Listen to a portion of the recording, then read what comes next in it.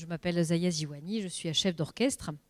Au début, j'ai commencé la musique, j'ai commencé d'abord par la guitare classique et j'avais très vite envie de faire de l'orchestre, principalement parce que à la maison, dans mon enfance, on a beaucoup écouté de la musique symphonique, beaucoup d'opéra, opéra de Mozart particulièrement, les symphonies de Beethoven.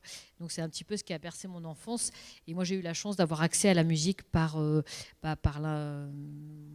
mes parents, en fait, qui sont des grands mélomanes et qui ont justement m'ont transmis cet amour pour la musique et puis aussi cette curiosité pour les arts d'une façon générale. Donc très tôt, j'ai toujours écouté de la musique à la maison, donc assez naturellement, j'ai voulu en faire. À l'époque, je voyais, ça fait 20 ans de ça, je voyais aucune femme qui avait été nommée directeur musical ou directrice musicale d'un orchestre national en France. Et là, 20 ans après, il n'y a toujours aucune femme qui a été nommée directrice d'un orchestre national en France. Du coup, à l'époque, quand je regardais parfois dans les coupures de presse, on disait tiens, un jeune chef a été nommé à la tête de l'Orchestre Philharmonique de Radio France.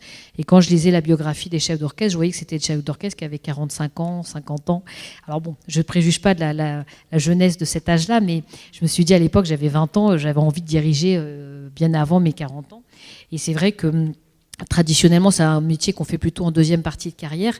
Et donc là, moi, j'avais envie de profiter, même si j'avais pas beaucoup d'expérience et peut-être pas assez de maturité musicale et humaine, mais j'avais d'autres qualités à faire valoir, beaucoup d'enthousiasme, d'énergie, de travail, de persévérance, de vitalité. Et donc, j'avais envie de m'engager dans ce métier.